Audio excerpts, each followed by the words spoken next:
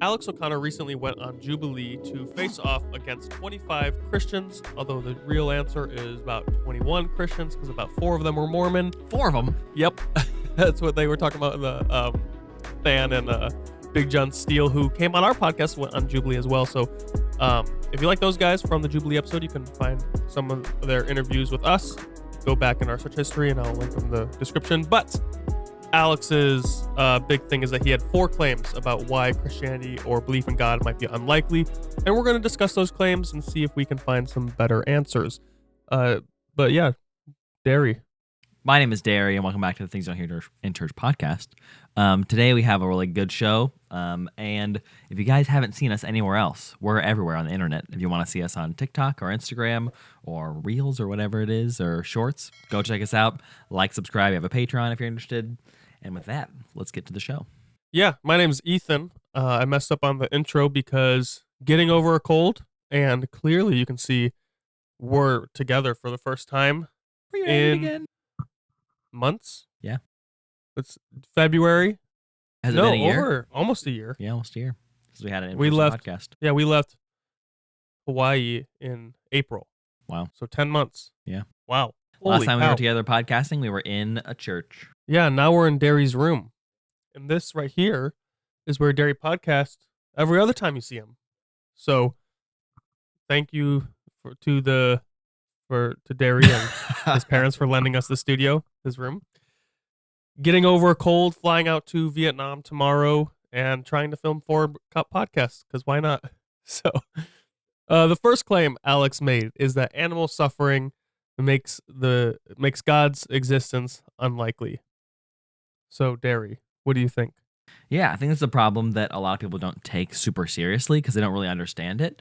And I think that has to do with people having certain presuppositions about the kind of suffering animals go through. And that's kind of where we need to start, just to explain Alex's position, because he doesn't have a lot of time to explain it and why it's actually a problem. And so I think a lot of people, when they watch the episode, if you've seen it, Alex will say, look, in the normal problem of evil, the thing that God can't allow is pointless suffering, right? Like, there could be suffering that is not obviously pointless in this life that could be good, right? Like the Christian would say, well, there's the suffering that you could go through that would produce some kind of character in you or something. And that'd be good. So that'd be like a good kind of suffering that has a clear reason why it happened.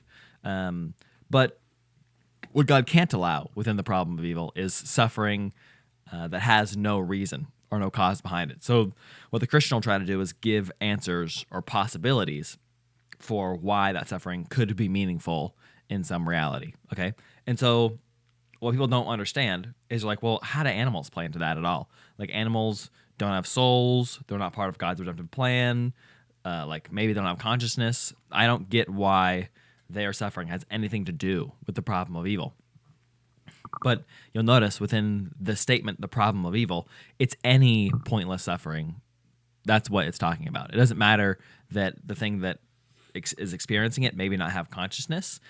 It could matter for you. Maybe you could like make an argument out of that. But I think anybody that's stepped on a dog's foot before and heard it yelp or whatever has had some kind of emotional experience with that and be like, oh my gosh, I'm so sorry, little doggy, that I stepped on your foot and you yelped or something like that. Unless you're a crazy person, right? But I think most of us, if you're watching, like dogs, or maybe some other kind of animal, and you wouldn't want to purposely cause harm to that animal because you're aware that it can understand when it's suffering or when it's hurting, right?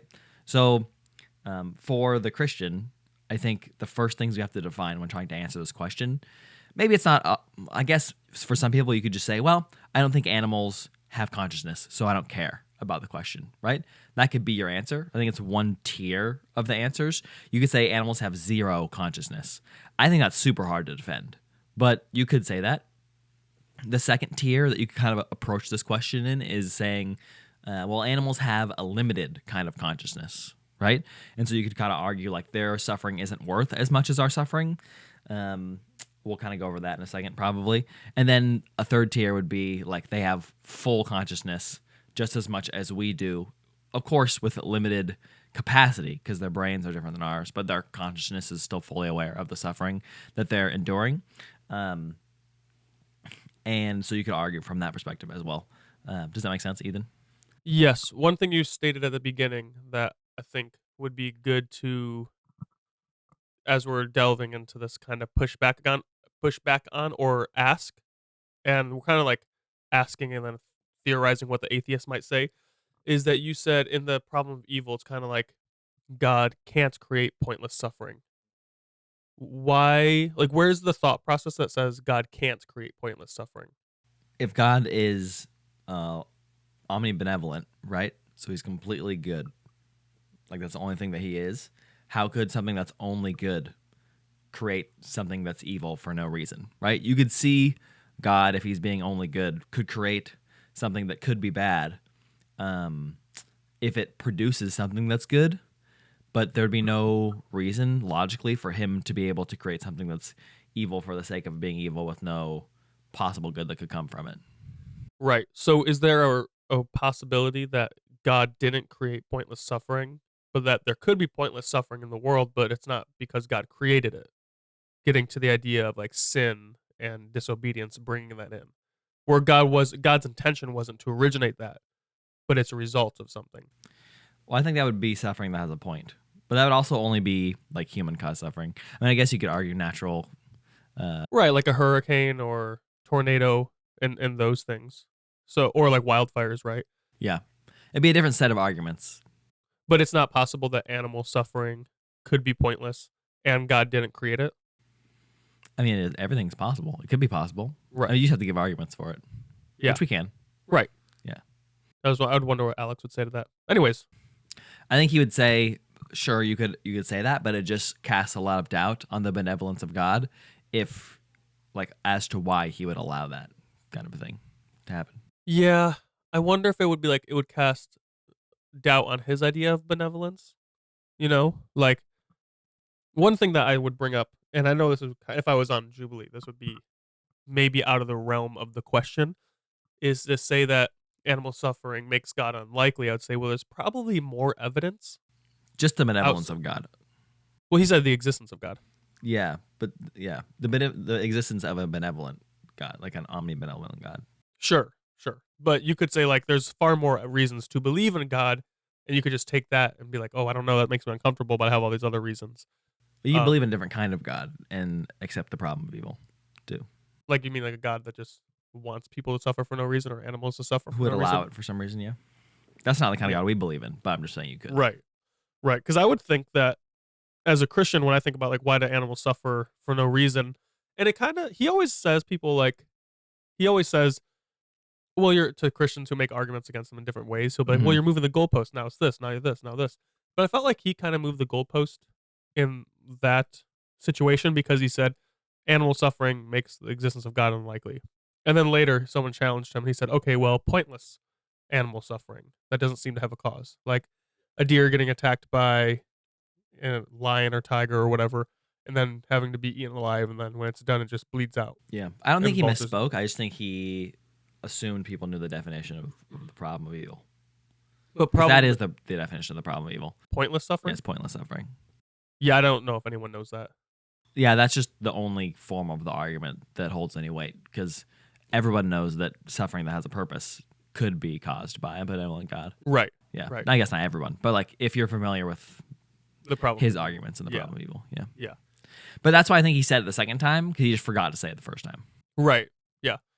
But yeah, because it does. It like Laura and I watched it together, and it was fun because we would like bring up some good points, and we'd like pause it and talk about it, and like, oh yeah, what do we do with seemingly pointless um suffering?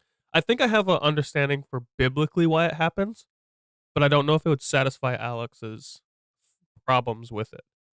You know what I mean? Like I could biblically say, well, we know from Romans, I have it in my notes, Romans 8:19 through 23, that it says all creation waits with eager longing for the revealing of the sons of God. For creation was subjected to futility, not willingly, but because of him who subjected it in hope. So God subjected creation in hope to futility, and that was because of sin. It wasn't like God just like up there like randomly doing it. Right? Adam sinned and God had to do something. So I would say biblically we could say animal suffering that's pointless as a result of sin, and Christians are supposed to be like, man, That's how bad our sin is. We really need to work for the redemption of the world. But I bet he would say something about like, okay, but your people getting saved isn't going to stop a predatory animal from killing its prey. You know, any thoughts on that? No, I mean, if you'd have to argue from like what you're saying that the creation was corrupted, and that's why there's a system of like the fittest survive, right? And so Yeah. the strong prey on the weak, and that system is what Alex would have a problem with. Is the what he mentions is there's like millions of years of evolution where animals continually are going through the system of being preyed upon and just suffering. Like no animal dies of natural causes. Something eats it every time, right? Some kind of predator eats it, or I mean, it could get buried or killed or burned or something in a Yeah, natural disaster. it's really interesting because like one animal's pointless suffering is another animal's life, right?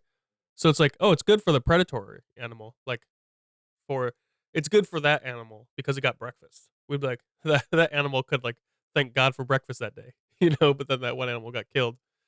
We'd be like, oh no, I died, right? Well, the Bible even puts that in a bad light. It says, like in Psalms, the lion will lay down with the lamb. So it's clear that like that predatory system is bad. Yeah, interesting. I never thought of it as bad. I thought it as like this is just what the world is. Well, it's not peaceful. Yeah, I bet that one scripture is basically saying like, and it just says the wolf will lay down with the lamb. You Well, say no, the lion will lay down with the lamb. Really? it's wolf. That's The wolf because will lay down with the lion? no, the wolf will lay down with the lamb. Oh, okay. That's why. So the Mandela effect. That's one of the big reasons Oh, people really? believe in it because everyone remembers the lion and the lamb, Gotcha. but the Bible says wolf and the lamb. Hmm. Anyways, yeah, the wolf and the lamb will lay down together.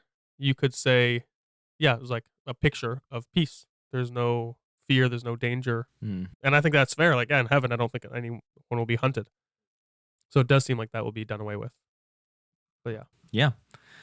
Well, going back to the beginning, I think there's a few places we can start with this argument, not to talk about it for too long, but you as an individual listening has to decide, do I think animals have consciousness or not, right? I think biblically they do. But you could argue maybe the Bible is using hyperbole or something, and so they don't. I can go to a verse in a second or a couple verses, but the Bible's pretty silent on just like a statement of doctrine about it, right? We can kind of try to infer some things based off of certain verses and what they say, but they really just make passing remarks about it. I think the best stance to take is that animals have some kind of limited consciousness. I say that for a couple different reasons. One, I don't think they have no consciousness because it seems like they can experience and hold on to memories of pain. So they must have some kind of internalized consciousness that like allows them to even hold trauma, right? Like a dog has been beaten because it'll react a certain way to a certain kind of person, right? If you've just been around dogs before or a dog has been abused. And so it's not like they have no consciousness, but it also seems like some animals have a very limited sense of consciousness compared to humans. Like, especially within pain perception. Like if you look at an alligator getting its arm ripped off, like death rolled by another alligator, there's not even an ouchie. It's like, oh, that was something that happened to me, and that seems to be the alligator's response. But like a dog, if that happened, it would be clear that dog would be in pain and be sad for a while. But even it's just so hard to gauge consciousness because it's like it's a viewing of yourself, and it's so hard to tell if something has that or not, like an understanding that you exist and that you're experiencing something. So I think they have some kind of limited consciousness, but you're only going to say that because you're trying to limit the amount of suffering that an animal would be experiencing, because that's the problem, right? One thing that makes this problem even harder is that animals, if you just look at like the percentage of the biomass that animals take up on the earth compared to humans, it's in my notes somewhere. It's a lot. Humans take up 0.01% of the Earth's biomass. So we're almost none of the like living consciousness on this world if you think animals are conscious to some extent, right? Animals take up almost 100% of what the life on this planet is. Okay? Does that include bugs too?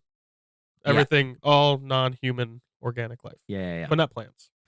I don't think plants are included in that because they're not animals. Right. Yeah. So animals are experiencing the majority of the suffering that happens. So even if you were to say, well, animals experience like 10% of the amount of suffering that humans do, because humans have more awareness of like what suffering will do to people that they love and to their surroundings and to like the future and the past, to where animals might not have that complex of an amount of consciousness, right? Like they might be able to experience the reality that they're being harmed in the moment, but they might not be able to correlate that with other like confounding factors that could make the suffering worse. You know what I mean? Like if you were to get captured and put in a cage, you might be able to remember like I might never see my family again. Where a dog might not necessarily think about that. We just don't know, right? We're just not sure the level of consciousness they have, and so because animals make up such a large percentage of the suffering in the world, if we marked it down as like the amount of the suffering that humans can endure is like 100%, and the amount of suffering that animals can endure is maybe 10% of that, right? Like on an animal to animal basis compared to humans, that's still way more suffering than humans go through. And so it's still important to say, well, we need to figure out some kind of answer to this because they're experiencing more suffering than humans are on average. So it's still going to be some kind of problem. Right. So what is that answer? Yeah, like you said, we can go to a few different angles. I think two answers that are most commonly given. One that you already brought up, the kind of creation theodicy of like creation was corrupted at some point, and it wasn't God's original system that, like you said, the wolf would eat the lamb, but that's just the system that was created when sin entered the world, and because of Adam's sin, it cursed the ground, right? Yeah. So that could be one of the answers, right? That created this system. This system. It wasn't God necessarily that set the world up to be like this, so it wouldn't be God's fault that we have a system of suffering that's very seemingly terrible for a lot of years, without a lot of like purpose to it. Another theodicy would just be co-opting the soul-building theodicy for humans to say that, well, animals have souls too, and so because they have souls, because they have some amount of consciousness, the suffering that they can endure can lead to some kind of greater growth that outweighs the bad that they go through. You could also say maybe animals have some kind of like future reward for the suffering they go through too, like humans. Like we think, well, we go through a momentary suffering here, but ultimately the reward that we get for going through that suffering is a greater reason to go through it, right? So even if we weren't built by the suffering, like our souls didn't evolve due to it, we can look back on the time of suffering we had here, the few years we suffered for, in light of eternity, and not care about them as much, right? The reward would outweigh that. So you could say both of those things for animal suffering. I think those are the three that I usually go to. Any comments on that? Yeah. Is it possible that animals are not eternal beings and every animal that's existed here won't exist in heaven? Although I think animals will be in heaven, but maybe it's not the same ones, right? So, um, one, they don't continue to exist after creation or after their life. So that's part of it. Is it possible they don't exist after they die? And the reason we see dogs and other animals exhibit stress or anxiety is that part of like supposed to teach us something. So it's like we're supposed to care for this earth. When we see a dog whimper, we're supposed to have a compassionate response. And is that supposed to teach us how to be loving and sacrificial? Because like the animals can't give back to us, right? So we can only benefit them. They don't really benefit us, really, except for like maybe emotional stuff.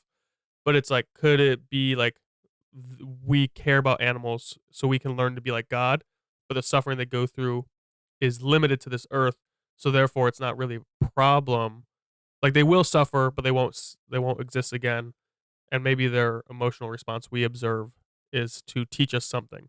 Would that be a helpful, good answer, or do you think that has problems? I think that'd make it more of a problem because then you get rid of all the useful theodicies. You could possibly say allow the suffering to have some sort of a meaning, and you make it completely meaningless, like why they're suffering. Like we could learn from it, but they can't, and so technically their suffering is meaningless. So you would have to say on that argument to try to defeat it, you would have to say that they can't experience suffering. Yeah, or that like they don't matter. That'd probably. I'm not saying The only reason they wouldn't matter is if they couldn't experience suffering. Like they just said they're like not a thing like at all. At all. Yeah. For anyone who watches, I think you should leave. That's all we reference ever. People are just like, they don't matter at all. Yeah, the God said animals just like not a thing at all. No, so like, yeah, that would be the problem in that argument where it would be like, oh, if animal suffering doesn't matter, the only way it doesn't matter is if they're not things that have value. But the fact that we observe that they have value, we care about them, we domesticate them and put them in our houses, shows us that they have value. And we can see that cows, like specifically, I think they've seen that cows get stressed out when they're separated from like their best friends. And so it's like sad, right? Like, oh no. So if humans who have faulty moral systems can observe animals suffering and feel compassion, then we got to assume that God, who's perfectly moral, sees the same thing and has a reason, and also doesn't like that animals suffer needlessly, but there's got to be some point. So it wouldn't be enough to say, oh, maybe they're just here to teach us something, and it's for our benefit that we learn how to be like God, but they don't actually have anything. Because that just like dismisses the problem. Yeah. Yeah. Yeah. If you look at the early church, they had a very mixed bag of ideas of what they thought would happen to animals. Just to add another layer here, some of them thought that animals would go to heaven, like, and would be able to experience some kind of soul building, like Irenaeus. And then you could look at Origen, and Origen didn't think that animals had enough of like a perception or a consciousness to warrant going to heaven and like experiencing it there, because they couldn't tell the difference like from the experience here. And then like Augustine, I believe, thought that they could. And so there's a back and forth there from different perspectives. The only real verse that I think is helpful when looking at this problem is in Ecclesiastes, and it's Ecclesiastes 3:19 through 20. And it says, surely the fate of human beings is like that of the animals. The same fate awaits them both. As one fate awaits, the same fate awaits them both. As one dies, so dies the other. All have the same breath, which is interesting. Humans have no advantage over animals. Everything is meaningless. All go to the same place. All come from the dust, and to the dust all return. Who knows if the human spirit will rise upward, or if the spirit of the animal goes down into the earth? And so it seems to reference that animals have some kind of spirit there, at least in that time period. The understanding of animals, they had some kind of spirit or consciousness or awareness, right? Now, it's pretty hard to make a doctrine out of just one passage. I mean, the New Testament and the Old Testament seem to show some kind of care or respect for animals in some way, right? Yeah. Proverbs or Psalms talks about that. I can't remember which one. It says to treat animals with respect, and it like shows your character. So obviously, we're supposed to treat animals nicely because they can experience some kind of pain. And this says that at least animals in Ecclesiastes had some kind of souls. Although, of course, you could debate the type of literature and stuff, and the contrast there, and how much it's trying to make a point that animals actually have souls. So it couldn't really make a doctrine, but That's actually all of what Ecclesiastes is about. Animal souls. Yeah, exactly. That's the whole point of the book. That's the whole thing. Yeah. Don't even read it. Timeless truth. If you're in BCC, that's what it is. So you'd point to that and say, well, it seems like there's some kind of contrast there. Like humans and animals are from the same place, created from the same material, and we have the same breath, which I don't think you could say that's the same breath from the garden that God breathed into us, but maybe it is. I mean, it's life. Yeah, it could mean life, but not moral agency. Yeah. Or responsibility. You're making a jump there a little bit, but that they both have souls. Wait, what's the jump? That it's the same kind of breath that God breathed into us as. I'm just saying. No, I'm saying it's not. I'm saying it's just life. I'm saying it would be a jump to say what you're saying. Yeah. But the specific part about animals' souls rising or descending, clear image of going to the grave or going up to be with the Lord. And so there's some interesting concepts you could think about there when it comes to animals having some point of the suffering they're going through in this world. Didn't Solomon, supposed author of Ecclesiastes, just say who knows? Who knows whether it goes up or down? So even the Bible author's like, who knows? We have no idea. So I think that there are a lot of answers to the problem of evil when it comes to animals. I don't think if there's specifically one that's stronger than another. I think just because we can't know, it's hard. It is one of the most unanswerable questions in the problem of evil, though, just because there is such a crazy system that has happened for such a long time, and there's been so much suffering with animals that Right. it seems very impactful. Do you think the other arguments for God's existence outweigh this so as to make it unjustifiable to reject a God and continue in atheism if you saw all the other evidence? Can you say that again? I don't know what you mean. Nope. Okay. Next No, question. like so we have like the problem of animal suffering is like a pretty hard one to deal with, and it doesn't seem like we have the best answers that are satisfactory because we don't know. There's no way to know what God's plans for animals are after their death, and all we have is to say like, okay, we do have something in Romans that shows that that animals suffer because of sin. That at least tells us it wasn't God's original design, but yet it is a thing that's happening now, Sure. right? Do you think it's okay? Would you as a person be like, "Oh, I understand and accept why people reject Christianity on this basis, even though there's other stuff like fine tuning and cosmological argument, all those things to prove a God exists?" I think everybody uses a sort of Bayesian model, which is like just assigning different amounts of value to their arguments. And so some people might think this is really strong, like Alex, because he would bring it up first in this debate. And some people would be like, I don't know why this matters at all. Like, for some people, Christianity is very like, this impacts me because I know how I'm saved and I understand God's character. And there's a lot of things I don't know, like why animals suffer, and I don't care about it that much. So when Right. we answer the question of the problem of evil for them, or divine hiddenness, or biblical textual criticism or something, you can answer those and like, cool, like those matter to me in a more heavy way, and this just doesn't matter. But some people, it matters to them a lot. And for those people that it matters to a lot, I think we have good answers for them. But we're not God, and so we don't know all of the answers, and so it can be hard sometimes to answer that. Right. I don't know if I was talking to atheists and they're like, "This is why I reject Christianity," I would probably challenge them a bit and say, "There's a lot more reasons to I got believe." better reasons for you to reject it, bro. Yeah. It's like that's not it doesn't seem like that's enough by itself to reject believing in God. Mhm. You could believe, or at least the Christian God, because maybe a different version of a God would be acceptable with this. Like, but I don't. No, that's getting off topic. But yeah. Anyways, what was the second claim? Is that I don't my know. is that my notes? That's your job. That's my job. My job is to look at the claims. The claim number 2 is that God commands genocide in the Bible, which I think is a hilarious claim Nuh-uh. because, like, it's just like you're observing God command people to do something. So I'm like, kind of, part of me is like, yes, but part of me then stops and was like, okay, well, actually, let's define genocide. What do you mean by genocide? And I guess I would expect someone who's bringing this up to say, because it looks like God commands genocide in the Bible, it doesn't seem like that is a loving God. That's why I reject it. That seems like a complete thought, but it doesn't seem like a complete thought just to say God commands genocide. Mhm. So It's a hard question. We've done a few episodes on it before, so we don't have to spend that much time on it, I don't think.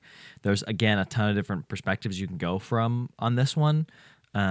One thing to know at the beginning is that, just for perspective, Israel is a smaller and weaker country than the Canaanites when you're talking about like them going to war with them, right? So, I mean, you see this contrast back and forth throughout Scripture all the time of the Canaanites and how evil they are. So you could choose the Canaanites are evil path, or you choose, and that's why God destroys them, or you choose this is like war rhetoric or hyperbole, and so it didn't actually happen. Like it was just a normal war, because we see it in other ancient texts where people aren't actually destroyed. It's just almost a method of not propaganda, but like victory speech of like, this is what we did to these people. Like we destroyed them. well, Alex was bringing up the point that the Bible has God saying, leave alive no man, woman, or child or animal."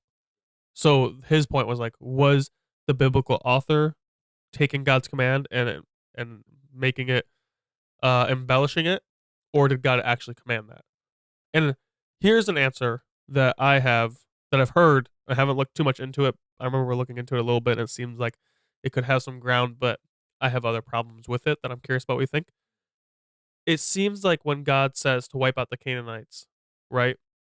It seems like you could point to how in Genesis 6 the fallen angels came and had intercourse with the human women and gave birth to the Nephilim, and there's like family lines that came from that. And I've heard people talk about how when God commands them to destroy this whole people group, it's that people group that have angelic bloodline in them. That God's like, these people have like the demonic blood in them. We want them gone off the earth.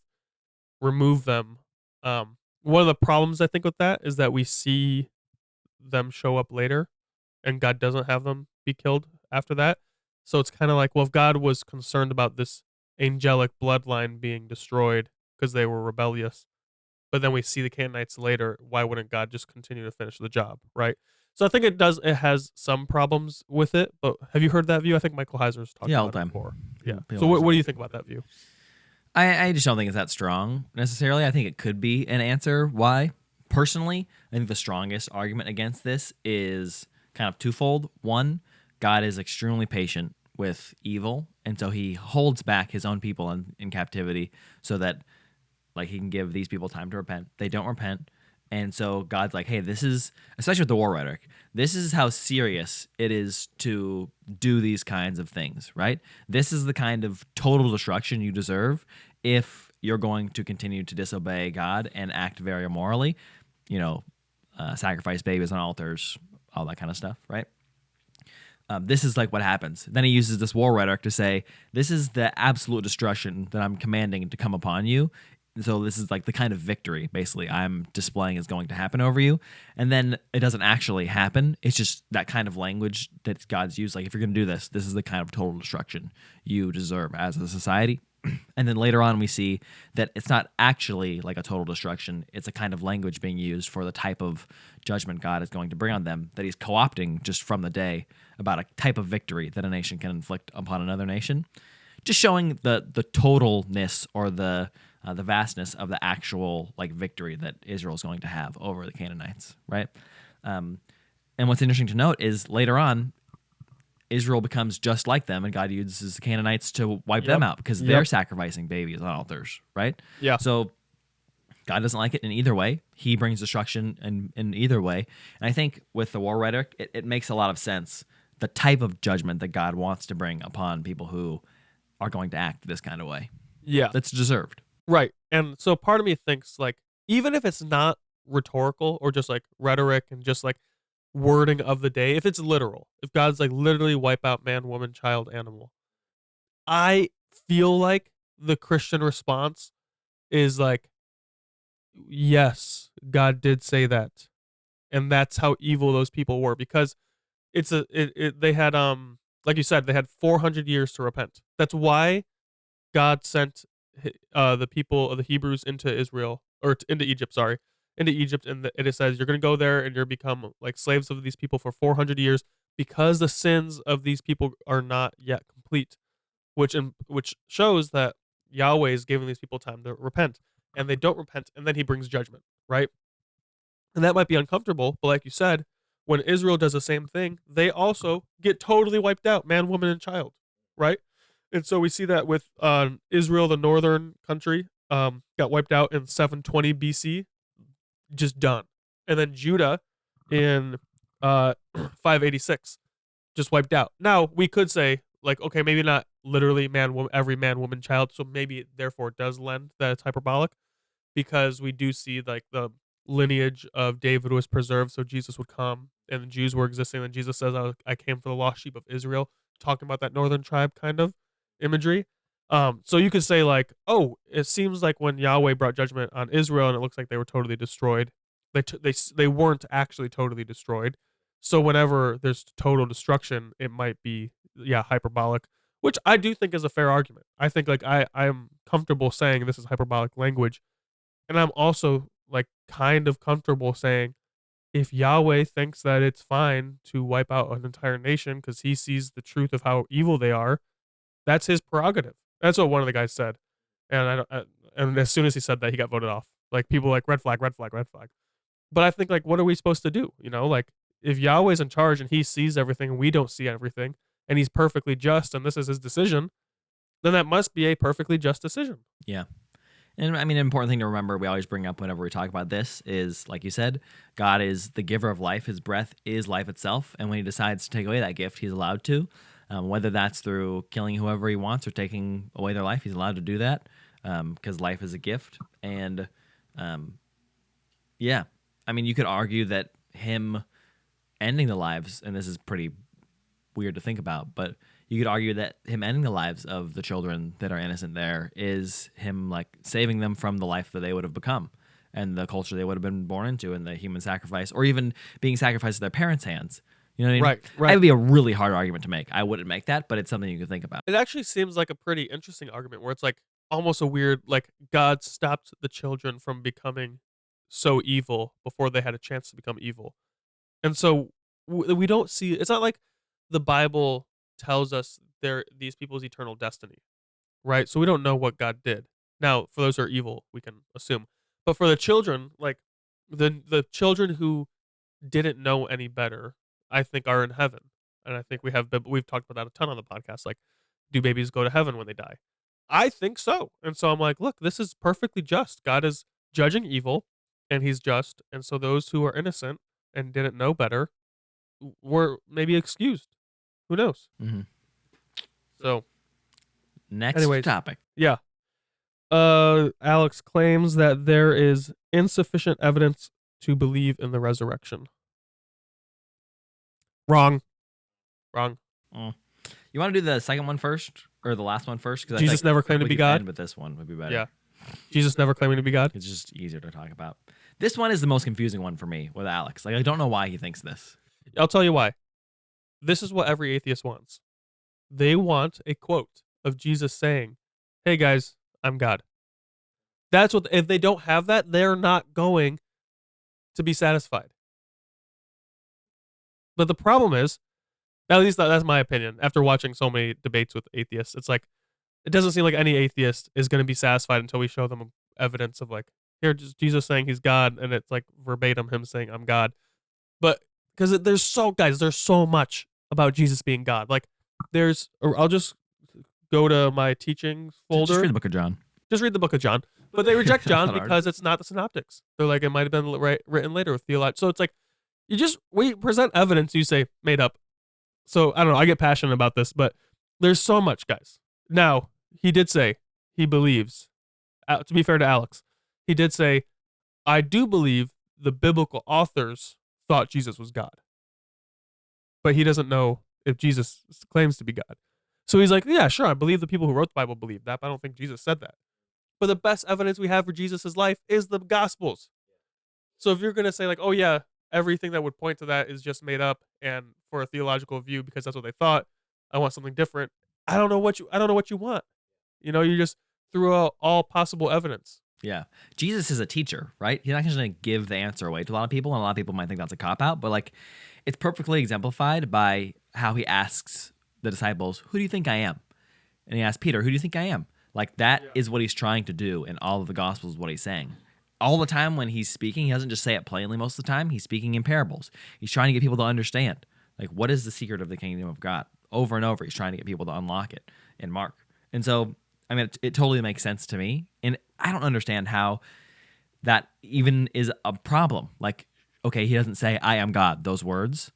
He spells it out for you almost in every other way possible. Right. Besides saying those. Right. Exactly. If you guys don't follow John Mark Dyer on Instagram, you should. He's one of our friends. Good guy. He made a great point where he's like, if I tell you, like, people will say, like, oh yeah, Jesus never claimed to be God. And he's like, okay. He's like, but if I tell you, hey, I live in America, I'm the leader, I live in a White House, and I have the power to veto things, who am I? People are going to be like, oh, you're clearly the president. He's like, thank you. That's how Jesus said He's God. He dropped all these little hints, right?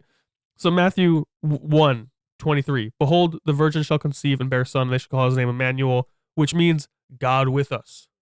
So Matthew 1 says that, hey, you're going to have a kid that means God with you. You might be able to point to like Isaiah where that's taken from and say like, well, that Emmanuel was born, but they had a different name, and so that guy wasn't God, so this guy's not God. But then you also have Matthew 26 or 21:16, Romans 9:5, 1 Corinthians 10:9, John 14:15. There's a video by Wesley Huff, where he goes through the entire book of Mark and shows you how every chapter of Mark proves Jesus is God. And there's like little points all through there. Thomas himself, doubting Thomas, says to Jesus after the resurrection, "My God and my Lord." And Jesus did not stop him. He's like, based. Right? Jesus is worshipped in the Bible. No Yeah. one's worshipped but God. Disciples worship him and he receives it. Right? Oh my gosh. What So- other prophet is worshipped? If he's just a None. prophet, none of them. None. So, guys, there's tons in the Bible. Like, we could do a very long series, which I eventually would like to make little videos about all the ways Jesus is God. It's like one of my favorite topics, but there's so much in the Bible to prove Jesus is God. So to just say this is ridiculous. But like I said, Alex did say, "Oh, I think the biblical authors thought he was God." And that's why they wrote from that theological perspective. But here's my thought, and I wonder what you think.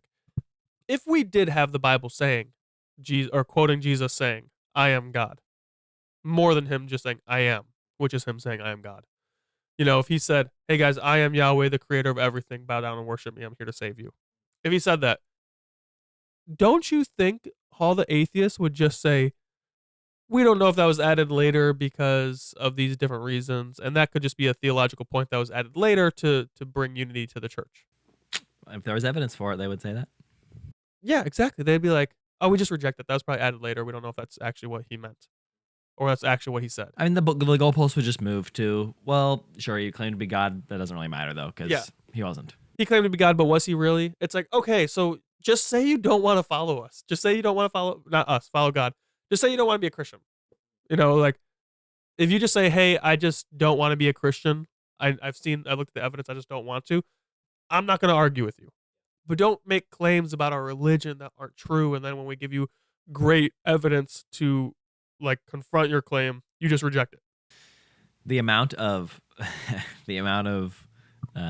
Mormons that came out after the episode, and Alex did another interview around that time too, where he said something about Mormonism or that he liked it. Dude, every reel I was getting, because I get a lot of Mormon reels, was Mormons like being like, "Yeah, Alex is Mormon. This is awesome." It's really funny. Anyway. Yeah, it was a Mormon psyop, as Michael from Inspiring Philosophy says. Really? Yeah, they did a live stream afterwards to review it. And they're like, "This whole thing was a Mormon psyop." Who knows? Maybe the Mormon church paid Jubilee off. That's funny. But do you know the Mormon church, I've heard, gives money to their content creators that are Mormon? Really? Yeah, to like promote Mormonism. We should become Mormon. No. We should tell the Mormons. But hey, Mormons, if you're Mormon church, if you're Christians and we're Christians, support us. What if Catholics do that? I doubt it. I don't know, maybe. That's a very Mormon thing to do. That's why Protestants need some type of universalized group that we can get money from. Joel Osteen. Kenneth Copeland. Anybody? Benny Hinn? All those prosperity guys should support us because they believe if you give money out, God will give you money back. So give us all the money. Anyways, last topic. Last claim is that there's insufficient evidence for the resurrection. But again, I think what that means is that he just doesn't like the evidence that's been presented. He's just like, no. Yeah. Because have you seen Gary Habermas's videos on minimal facts theory? Yeah. That's a pretty good start. But what do you want to say about this? I've watched probably 50% of the debates on YouTube about this, hours and hours, just because it's like the debate you could watch about if Christianity is true. Like, if you say there is enough evidence, you're a Christian. And if you aren't a Christian after saying there is enough evidence, then you're just being ignorant for some reason and you don't want to be a Christian for other reasons.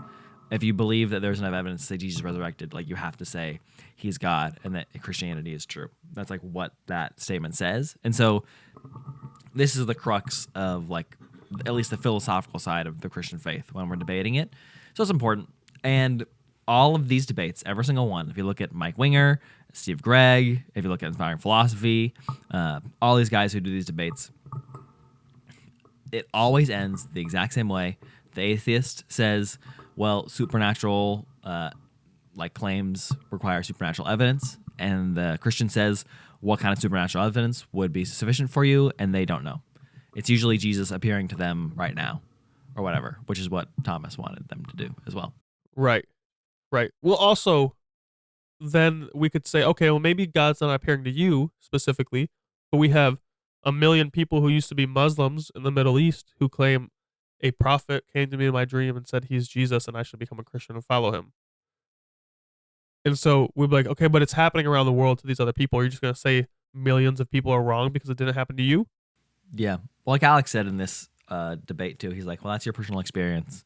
If I had that, then I would believe too. But like if a million people have the same personal experience. Yeah, I don't think I would even convert for that reason necessarily, because there's millions of people in other religions who have experiences, and I'm not going to convert just because they have an experience. That's fair. That's fair. Yeah, but it is an amount of evidence for sure. Yeah. So just to get back to the minimal facts theory while I looked it up while Derry was speaking, by Gary Habermas, he's like people have claimed that he's like one of the most leading experts on the resurrection.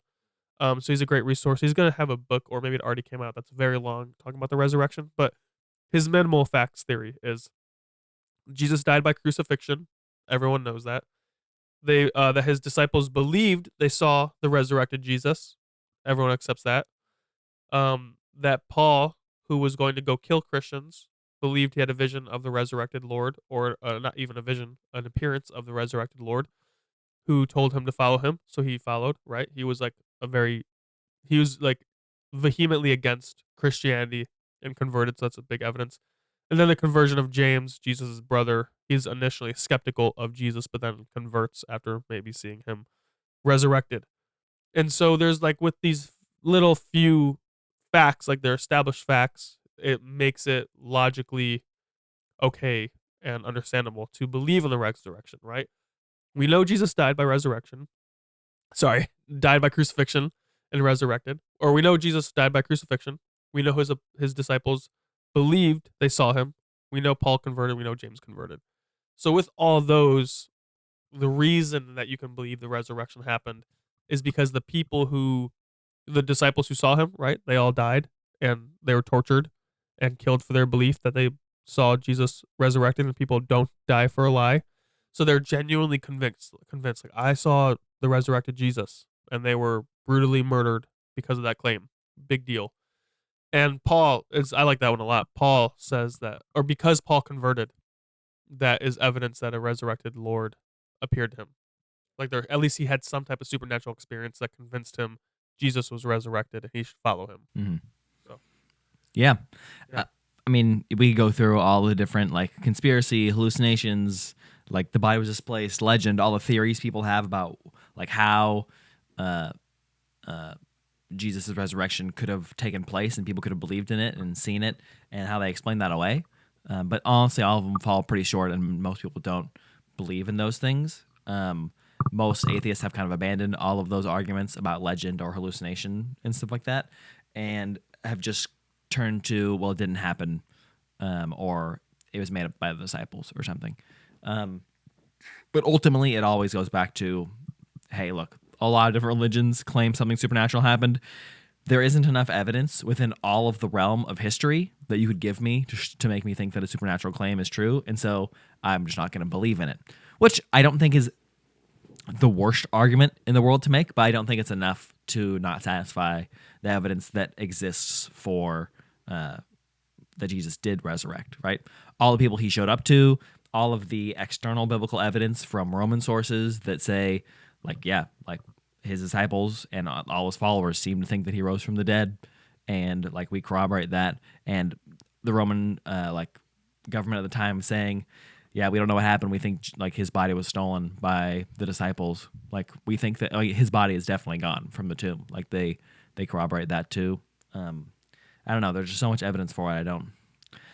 In watching the debates, at least, I don't see how I could side on that side of it, because all you're doing is saying I don't know, and it's not enough evidence for me. Right. Yeah. I feel like the resurrection is like a tier 2 or tier 3 argument to prove Christianity. And because if someone just rejects supernatural anything, it's like, okay, now I got to take a step back.